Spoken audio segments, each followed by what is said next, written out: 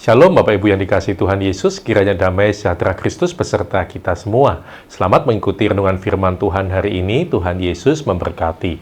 Renungan kita hari ini berjudul, Dilarang Masuk. Bacaan kita terambil dari Injil Matius pasal 7 ayat 22-23 yang berbunyi demikian. Pada hari terakhir banyak orang akan berseru kepadaku, Tuhan, Tuhan, bukankah kami bernubuat demi namamu dan mengusir setan demi namamu dan mengadakan banyak mujizat demi namamu juga? Pada waktu itulah aku akan berterus terang kepada mereka dan berkata, aku tidak pernah mengenal kamu, enyahlah daripadaku, kamu sekalian pembuat kejahatan. Bapak, Ibu, dan saudara sekalian, di dalam bidang imigrasi ada satu istilah yang menarik, yaitu not to land notice. Secara harfiah, not to land notice berarti pemberitahuan tidak bisa mendarat atau masuk ke suatu negara tertentu.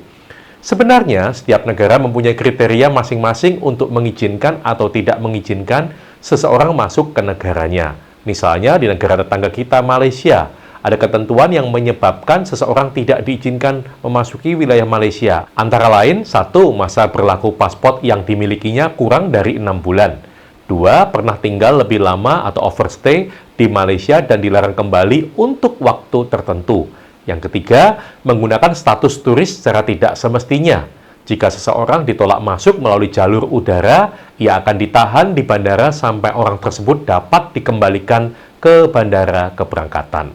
Bapak, Ibu, dan saudara sekalian, jika kita memperhatikan ayat yang tadi kita baca, maka ternyata di surga pun juga berlaku not to land notice ini. Bagaimana jika kita mendapatkan not to land notice dari Bapa ketika pada waktunya nanti hidup kita di bumi sudah selesai dan harus kembali ke kehidupan setelah kematian?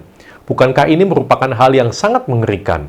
Mari perhatikan tulisan dalam Injil Matius. Pada waktu itulah aku akan berterus terang kepada mereka dan berkata, aku tidak pernah mengenal kamu, enyahlah daripadaku, kamu sekalian pembuat kejahatan.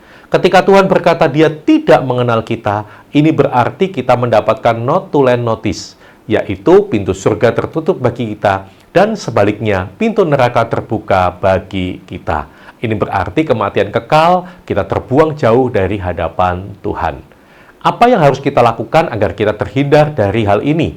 Yaitu Alkitab menegaskan bahwa Yesus adalah jalan dan kebenaran dan hidup, dan tidak ada seorang pun yang dapat datang kepada Bapa kalau tidak melalui Dia. Ini persyaratan yang dijelaskan dengan tegas dan jelas bahwa seseorang harus melalui Yesus untuk menuju kepada Bapa. Artinya, ia harus percaya kepada Yesus sebagai jalan keselamatan yang sudah disediakan oleh Bapa melalui penebusan Kristus di kayu salib. Jika kita ingin masuk ke dalam surga di mana Bapa dan Tuhan Yesus berada, inilah persyaratan yang telah ditetapkan oleh Bapa yang empunya surga. Percaya kepada Injil Yesus Kristus adalah jalan yang pasti menuju ke rumah Bapa, sehingga kita tidak mendapatkan not to land notice darinya.